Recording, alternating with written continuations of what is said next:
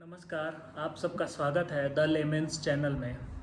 तो आज हम एक ऐसे व्यक्ति की चर्चा करने जा रहे हैं जो कि सीरिया के लिए विलन और इज़राइल और ज्यूइश कम्युनिटी के लिए हीरो था। और दोनों तरफ से कहानियाँ होती हैं। कुछ लोगों के लिए जो व्यक्ति हीरो होता है वही कुछ लोगों के लिए विलन होता है। तो एली कोहेन एक एजेंट थे जो कि इज़राइली एजेंट थे, स्पाई थे, और वो काम कर रहे थे सीरिया में। तो आज उनकी हम बायोग्राफी पूरी देखेंगे और आपको मैं कोशिश करता हूँ कि बताऊँगा। और अगर आज पूरा नहीं हो पाया तो मैं 2 पार्ट्स में ये वीडियो आपको दूंगा।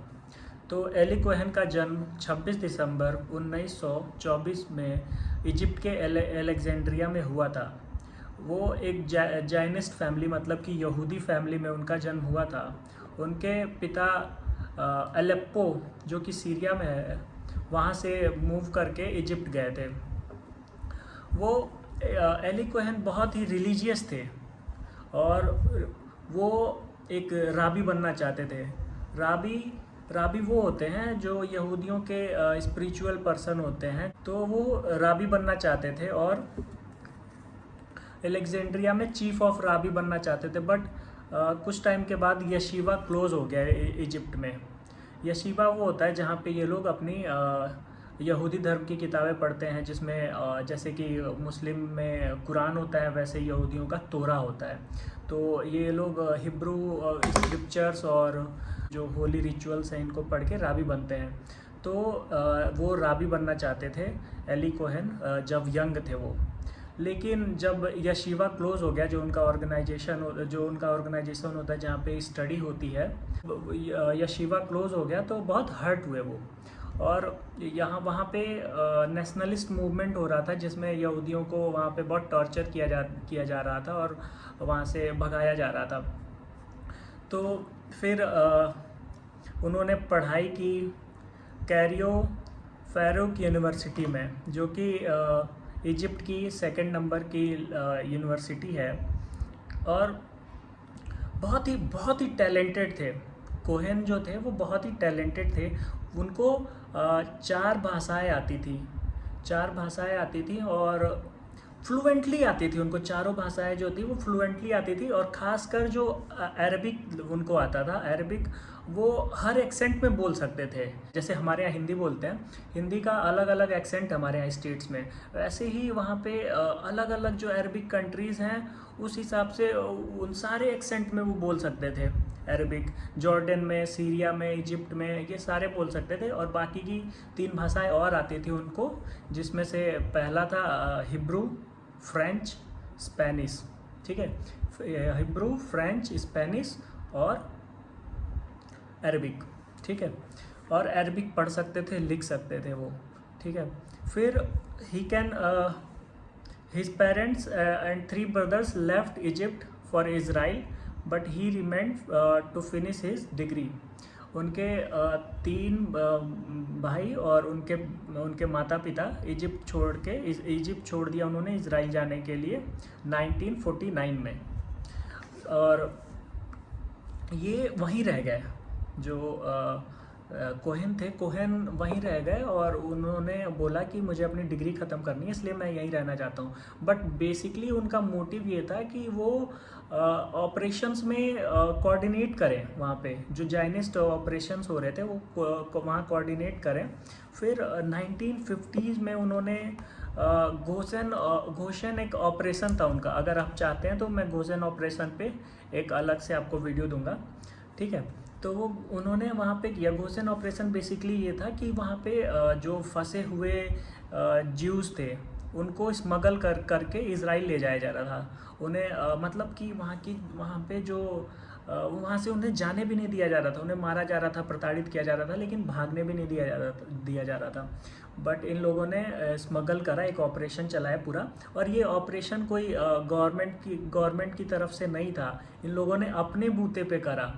आप सोच सकते हैं कि कितने नेशनलिस्ट और अपने लोगों के लिए कितने इन लोगों के अंदर सहानुभूति होगी, अपने लोगों के लिए कितनी सहानुभूति होगी इनके अंदर कि वो खुद के दम पे एक ऑपरेशन पूरा कंडक्ट करा और उन लोगों को स्मगल करके इजराइल ले गए।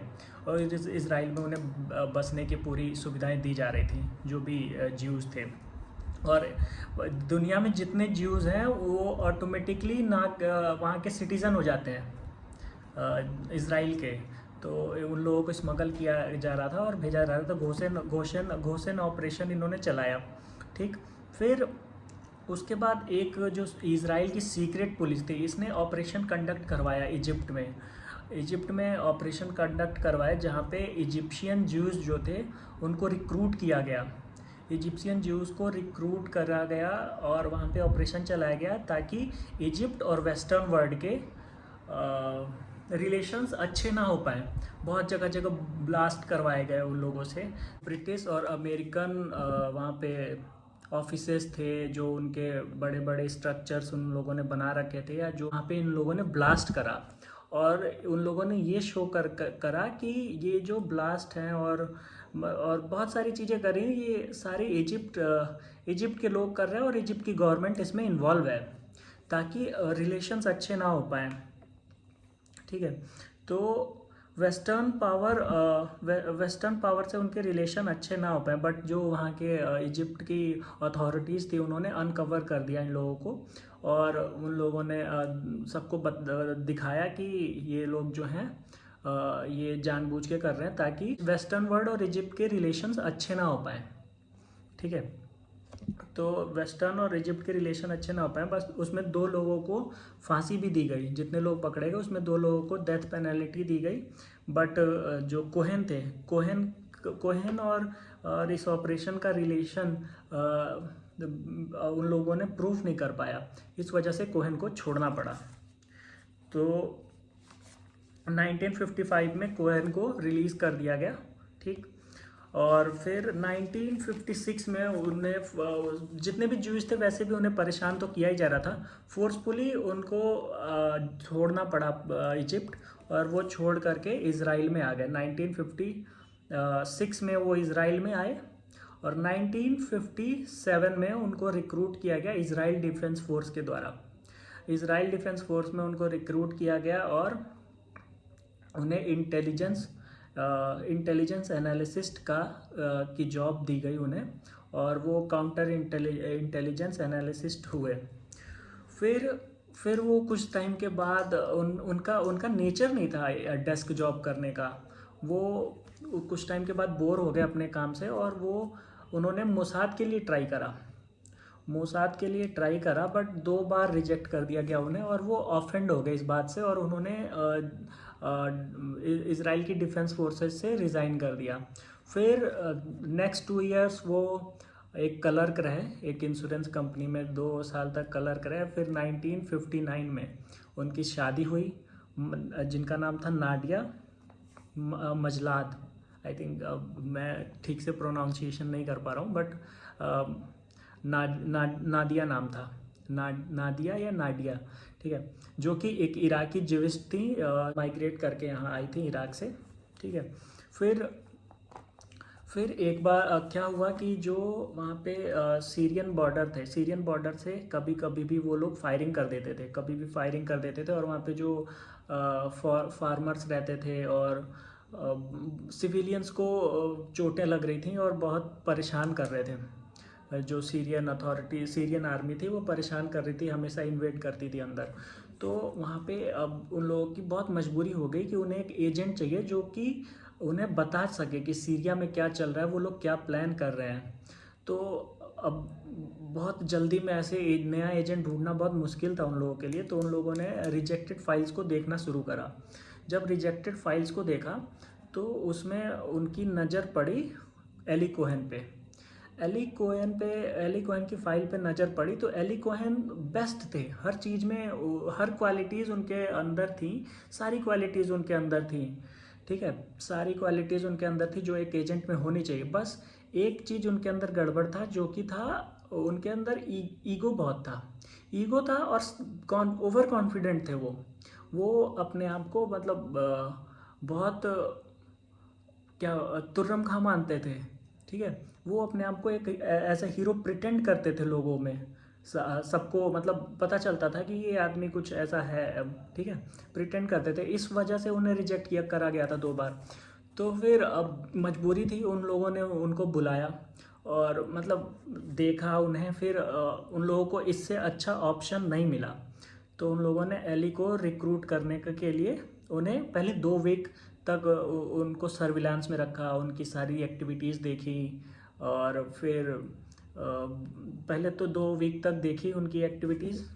फिर उसके बाद एली को एक दिन बुलाया जाता है और कहा जाता है कि आपको हम मोसाद में रिक्रूट करना चाहते हैं। एली पूछते भी हैं कि अब क्या हो गया, आप क्यों करना चाहते हैं आप रिक्रूट, मुझे 2 बार रिजेक्ट भी करा आप लोगों ने।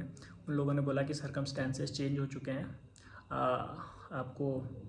आपको रिक्रूट करना चाहते हैं हम, तो ठीक है, तो आपको ट्रेनिंग लेनी होगी 6 महीने की। फिर उनको रिक्रूट करा गया। फिर उनकी 6 महीने की ट्रेनिंग हुई मोसाद ट्रेनिंग स्कूल में। 6 महीने की ट्रेनिंग में उनको बहुत सारी चीज़ें सिखाई गई, जैसे कि बहुत सारी टैक्टिक्स होती हैं, जैसे कि आपको कोई फॉलो कर रहा है, आपको कैसे पहचानना है कि आप फॉलो हो रहे हैं, कोई आपको फॉलो कर रहा है, ठीक है, उनको बताया जाता था। सारी चीज़ टैक्टिक्स सिखाई। रेडियो ट्रांसमीटर पे ट्रांसमिट कैसे करते हैं इन्फॉर्मेशन, 1 मिनट में कितने ज़्यादा वर्ड्स वो कर सकते हैं, पूरी प्रैक्टिस कराई गई उनको। जितने भी हैवी वेपन्स होते हैं, टैंक, एयरक्राफ्ट, फाइटर प्लेन्स, इन सारी चीज़ों को पढ़ाया गया। जो सीरिया ऑक्युपाई करती थी, जिन आर्म्स को, उन सारे आर्म्स को बताया गया। बंकर के स्ट्रक्चर बताए गए कि उसमें क्या क्या हो सकता है ऐसे ऐसे बंकर्स में। और सारे रशियन टैंक्स, बेसिकली रसिया सीरिया की हेल्प कर रहा था उस टाइम पे, ठीक है, क्योंकि इज़राइल की हेल्प अमेरिका कर रहा था, इसलिए वो रसिया सीरिया की हेल्प कर रहा था। तो रसिया उनको बहुत सारी टैंक्स, वो फाइटर प्लेन्स उन्हें प्रोवाइड करता था, तो उन्हें सारा कुछ पढ़ाया गया। उनकी मेमोरी भी बहुत शार्प थी पहले से भी, लेकिन उनको और भी चीज़ें बताई गई, जल्दी कैसे याद करते हैं चीज़ें, देख के अपने दिमाग में कैसे चीज़ों को रखते हैं। उनको उनको स्केच बनाना सिखाया गया कि कोई चीज़ आपने देख ली घर पे आके, वो तुरंत स्केच बना देते थे, ठीक है, स्केच बनाते थे, स्केच बनाना सिखाया गया। फिर मिलिट्री ऑफिसर्स के बारे में पढ़ाया गया, जो सीरिया में मिलिट्री ऑफिसर्स थे उनके बारे में बताया गया, उनकी हॉबीज़ बताई गई, उनको टैक्टिक्स दिए गए कि वो कैसे उन लोगों से फ्रेंडशिप बिल्ड कर सकते हैं, ठीक है, फ्रेंडशिप कैसे बिल्ड कर सकते हैं, सारी टैक्टिक्स बताई गई उनको। उनके हॉबीज़ को बताया गया, जैसे कोई अगर स्कॉच बहुत महंगी पीता है तो उससे दोस्ती करने के लिए क्या करना पड़ेगा, स्कॉच ले आते थे, वाइन ले आते थे वो, ठीक है। किसी को गाड़ियाँ पसंद थी तो वैसी गाड़ियाँ, अब खुद आप सोचो कि आपके पास कोई चीज़ हो जो आपको बहुत पसंद हो, और सेम टू सेम कोई और भी लेके चला है, तो आप एक बार को अट्रैक्ट होगे उससे और देखोगे। तो उनकी हॉबीज़ को बताया गया। फिर स्केच बताया गया कि जब आप कुछ देख लेते हो तो घर पे आके उसको स्केच बनाओ। फिर वो स्केच बना के छोटे छोटे, जैसे कि उन्होंने एक एक्सपोर्ट और इंपोर्ट कंपनी खोला वहाँ जाके सीरिया में, और एक्सपोर्ट और इंपोर्ट कंपनी खोला, और उसमें जो प्रोडक्ट वो एक्सपोर्ट करते थे ना, उसमें वहाँ के सीरिया के न्यूज़पेपर्स और जो स्केच थे या कुछ कॉन्फिडेंशियल फोटोग्राफ्स थे, उनको हाइड करके उन प्रोडक्ट्स में, और वो अर्जेंटीना भेजते थे। फिर आगे मैं बताऊंगा, अर्जेंटीना से फिर वो इज़राइल जाते थे, ठीक। तो ये सारी चीज़ें उनको बहुत बहुत बारीकी से पढ़ाई गई उनको, उनके नाम, मिलिट्री ऑफिसर्स के हॉबीज़, फ्रेंडशिप करने की टेक्निक्स, सारा कुछ पढ़ाया गया। फिर जब ये सारा कुछ हो गया तो फिर उनको एक फॉल्स आइडेंटिटी दी गई, जिसमें उनका नाम रखा गया कैमल आमिन थाबित नाम रखा गया, जिसके फादर एक सीरियन थे, और वो माइग्रेट कर गए थे अर्जेंटीना फॉर बिजनेस पर्पस। और उनके फादर का बिजनेस बहुत लॉस में था, लेकिन जब उनके फादर के जाने के बाद थाबेद, मतलब ये सारा एक पूरी कहानी बनाई गई थी कि थाबेद ने फिर बिजनेस को संभाला और बूम पे ले गए अपने बिजनेस को, ठीक है। और वो एक टेक्सटाइल इंडस्ट्री ओन करते हैं। टेक्सटाइल इंडस्ट्री ओन करते हैं। ये सारी कहानी बताई गई उनको, और फिर उनका एक कवर तैयार किया गया, इसको कहते हैं कवर, की सब कुछ बना के दिया गया। फिर 1961 में वो अपने कवर को इस्टेब्लिश करने के लिए वो पहुंचते हैं अर्जेंटीना के कैपिटल में पहुंचते हैं, और उसके बाद वो वहाँ पे रहना शुरू करते हैं 1961 में। और वहाँ पे अरब कम्युनिटी बहुत आती जाती रहती हैं, और रहती भी हैं बहुत सारी अरब कम्युनिटी वहाँ पे। और जो सीरियन मिलिट्री इंटेलिजेंस के ऑफिसर्स थे और मिलिट्री ऑफिसर्स थे, वो सारे वहाँ पे जाते आते रहते थे हमेशा। तो वो वहाँ पे अरब कम्युनिटीज़ में बहुत घुलते मिलते हैं, उनके साथ रहते हैं, पार्टीज़ में इन्वॉल्व होते हैं, और फिर जब थोड़ी बहुत दोस्ती होने लगती है सबसे, तो वो खुद पार्टीज़ भी देते हैं, बड़ी बड़ी पार्टीज़, और उनको ये जताते हैं कि इनके पास बहुत पैसा है, ठीक है। और जो अरब लोग थे, उनको गिफ्ट देते हैं, महंगी महंगी घड़ियाँ, बैग्स, बहुत सारी चीज़ें उन्हें गिफ्ट देते हैं, रिंग्स, और बहुत ह्यूज पार्टी करते थे वो। उसमें शराब पिलाते थे, दबा सबको एकदम पूरा भरपूर। फिर वो प्रोस्टिट्यूट्स भी मतलब वहाँ उन पार्टीज़ में होती थी बहुत सारी ना। तो ये चीज़ें वो करते रहते थे, तो लोग उनको बहुत रईस समझने लगे। फिर एक दिन ऐसी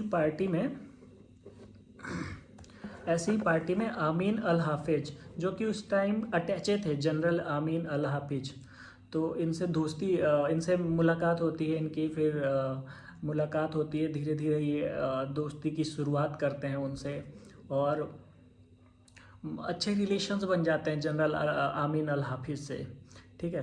फिर दोस्ती बन जाती है। फिर जब सब कुछ कवर हो जाता है, सबको पता लग जाता है कि ये अर्जेंटीना में रहते थे, तो ये एक साल में ये सारा इस्टेब्लिश करते हैं 1961 में। और 1962 में सीरिया के डेमेस्कस में चले जाते हैं, ठीक। वहाँ जब जाते हैं तो इनकी दोस्ती होती है अल हाफिज से।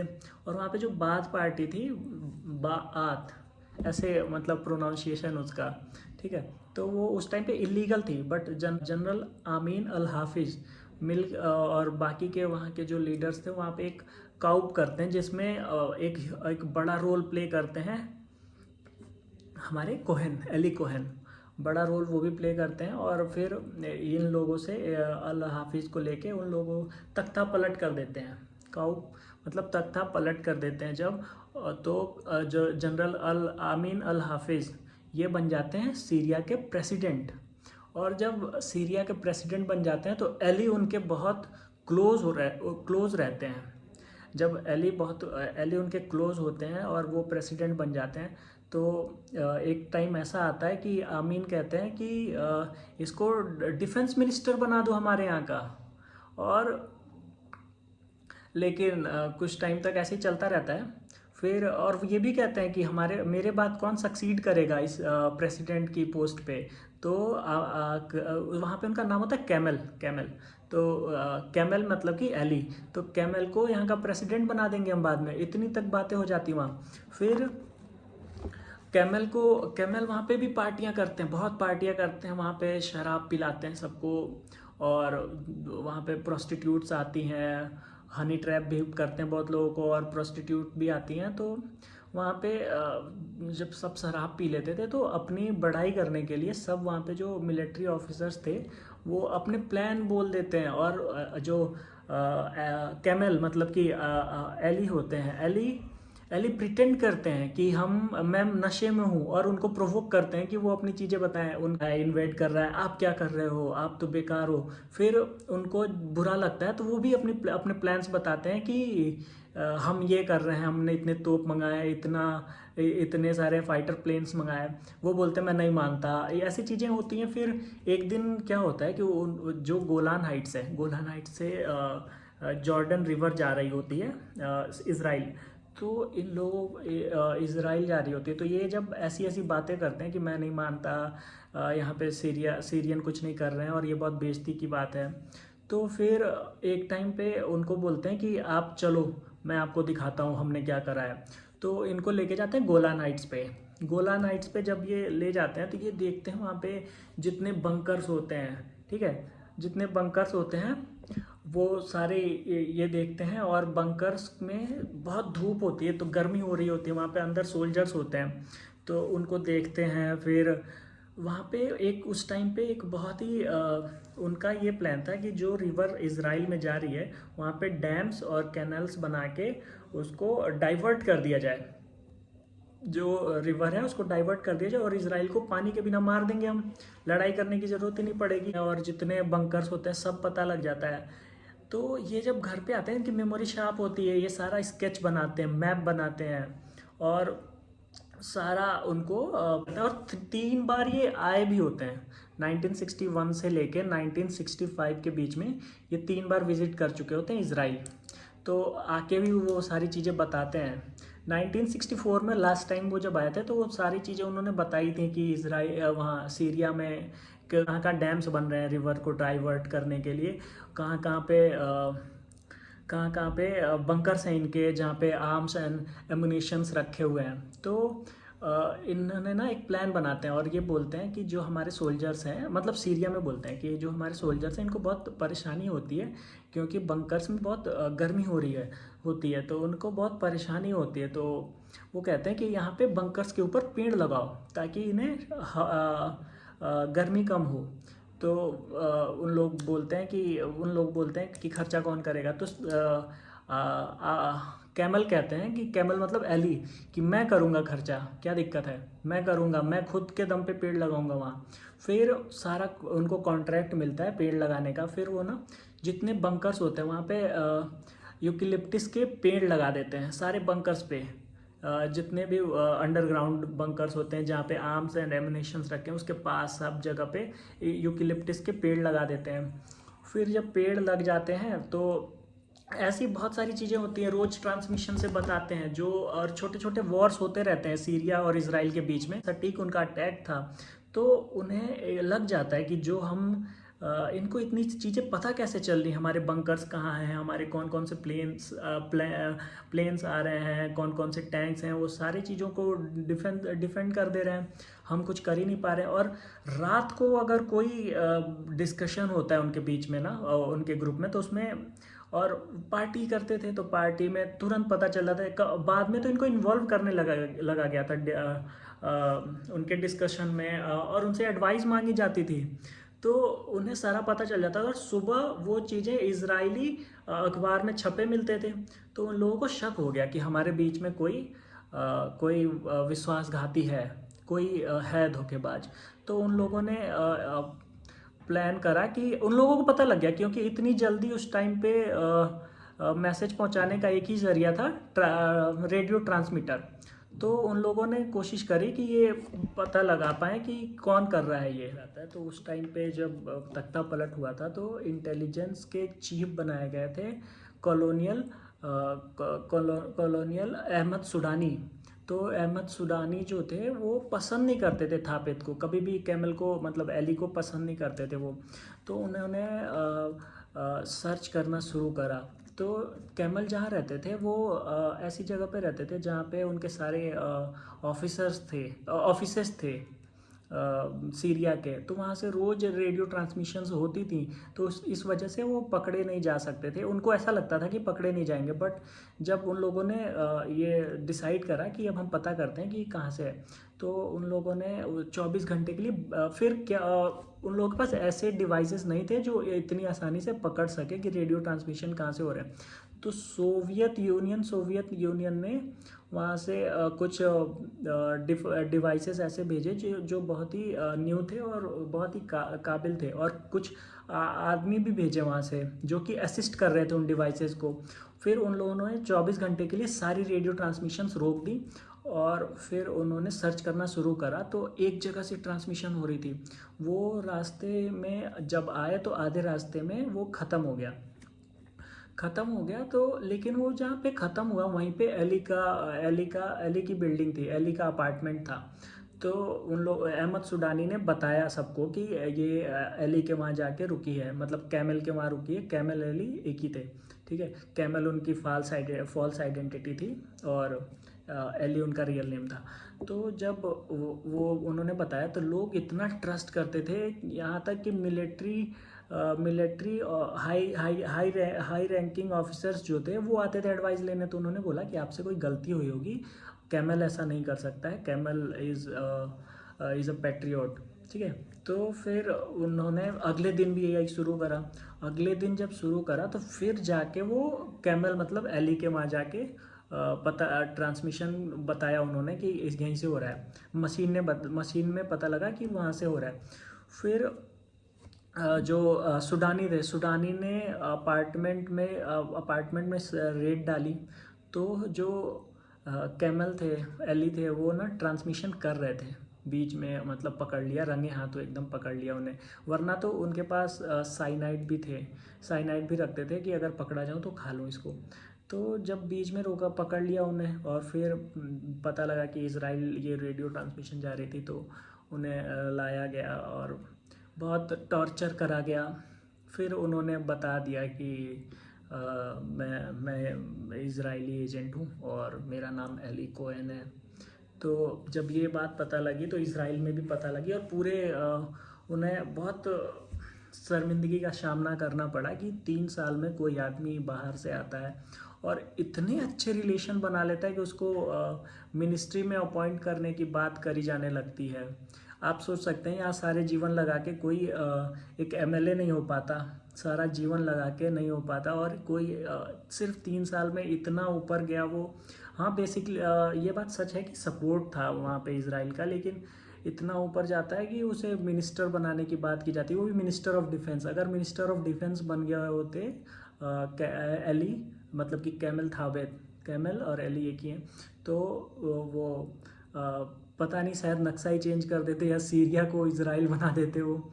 तो ये चीज़ें थी उस टाइम पे। जब पता लगा तो उन्हें बहुत, अब उनकी वजह से बहुत सारे सोल्जर्स मरे होंगे ना, उन्होंने सारे बंकर्स बताए। तो जब अटैक करा होगा तो सारे मरे होंगे। उनका जो मेन प्रोजेक्ट चल रहा था जिसमें डैम्स बनाए थे रिवर को डाइवर्ट करने के लिए, वो पूरा बम गिरा के उस पर ब्लास्ट कर दिया गया, तोड़ दिया गया। तो ये बहुत उनको भी बुरा लगा, उन लोगों ने बहुत टॉर्चर करा। फिर एली को एक जो वहाँ की मिलिट्री कोर्ट होती है वहाँ पे सज़ा सुनाई गई और डेथ सेंटेंस दी गई उनको।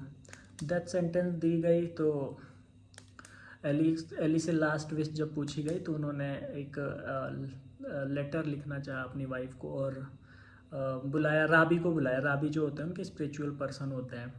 तो चीफ ऑफ राबी जो थे सीरिया के, उनको बुलाया गया और उनके सामने उन्होंने लेटर लिखा। तो लेटर में उन्होंने लिखा कि I am begging you my dear Nadia not to spend your time in weeping about something already past. Concentrate on yourself, looking forward for a better future. उन्होंने लिखा नाडिया को कि अपना टाइम मत वेस्ट करो रोने में, जो कि कोई चीज़ हो चुकी। जब 1964 में वो घर आए थे तो उन्होंने बोला था कि अब मैं नहीं जाना चाहता हूँ सीरिया, मुझे डर लग रहा है ताकि मैं पकड़ा ना जाऊँ, और बहुत फेमस हो गया हूँ मैं, तो अब मैं जाना नहीं चाहता सीरिया, और मैं चाहता हूँ कि अब ये ऑपरेशन यहीं रोक दिया जाए। बट जो मोसाद ने उनसे रिक्वेस्ट करी, उनको मनाया कि लास्ट टाइम आप चले जाओ और इसके बाद नहीं भेजेंगे हम आपको, आप आ जाओगे। तो उन्होंने नाडिया से वादा भी करा, कि अब मैं नहीं जाऊँगा, इसके बाद जब मैं आऊँगा तो अब मैं नहीं जाऊँगा। अब जबकि उन्होंने घर पे बोल रखा था कि मैं यूरोप में काम करता हूँ, कुछ परचेज़ करता हूँ इज़राइल के लिए वेपन, ठीक है। तो उन्होंने बताया था कि रिस्क वाली जॉब नहीं है, लेकिन उन्होंने बोला था कि अब मैं नहीं जाऊँगा। तो 1964 में गए और वो कभी लौट के फिर आए नहीं, और वहाँ से लेटर लिखा कि नाडिया तुम अपने फ्यूचर पे कंसंट्रेट करो और जो हो चुका है उसको भूल जाओ। तो बहुत नाडिया ने फिर कभी शादी भी नहीं करी जब एली गए। फिर जब उनको डेथ सेंटेंस दी गई तो जो वहाँ पे इज़राइल की प्राइम मिनिस्टर गोल्डा मीर इज़राइल की प्राइम मिनिस्टर थी, और उन्होंने धमकी भी दी कि अगर एली को फांसी दी गई तो इसके कॉन्सिक्वेंसेस के लिए सीरिया तैयार रहे। बट सीरियन नहीं माने। फिर फ्रेंच, रशियन और अमेरिकन, हर एम्बेसी में गए, हर एम्बेसी में रिक्वेस्ट करी कि रोका जाए इनको, हर देश में जाके बोला।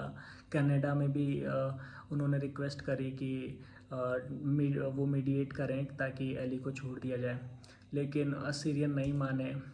फिर उन्होंने ऑफ़र भी करा सीरिया को कि जो हमारे पास अत्याधुनिक कृषि यंत्र हैं वो हम आपको देंगे अगर आप एली को छोड़ देंगे, अपने अपने नए टेक्नोलॉजीज़ आपसे शेयर करेंगे अगर आप एली को छोड़ देंगे। बट किसी चीज़ पे भी सीरियन तैयार नहीं थे और उन्हें 24 जनवरी 1965 को उनको पकड़ा गया। उसके बाद 15 मई 1965 को उन्होंने लास्ट लेटर लिखा अपनी वाइफ नाडिया को, और उसके बाद 18 मई 1965 को उनको मार्जे स्क्वायर दमास्कस में बीच सड़क पे उन्हें फांसी दे दी गई। बीच सड़क पे जब फांसी दी गई तो उनके पूरे बदन में अखबार वो बड़ा सा पोस्टर लगा दिया था और उस पर उनका पूरा जुर्म लिखा था कि इन्होंने ये एक स्पाई हैं इजरायली और ये जासूस थे और इनको ये सज़ा दी जा रही है और जो भी इस तरह का काम हमारे देश में करेगा उसके लिए यही सज़ा है। बहुत लोगों ने उनके मुंह पे थूका और करीबन 6 घंटे के लिए उनकी बॉडी को डिस्प्ले किया गया बीच चौराहे पे, और उस टाइम पे बहुत मतलब ब्रूटल तरीके से उनको ये किया गया। ये उनकी फ़ोटो है, ठीक है, ये उनकी फ़ोटोज़ है जब उनको मारा क्यूट करा गया तो उन्हें ऐसे पोस्टर उनकी बॉडी पे पूरे लगाए गए थे और फिर उन्हें फांसी दी गई थी बीच सड़क पे, ठीक है। ऐसे उस टाइम पे बहुत ब्रूटली मतलब एग्जीक्यूट करा गया उनको।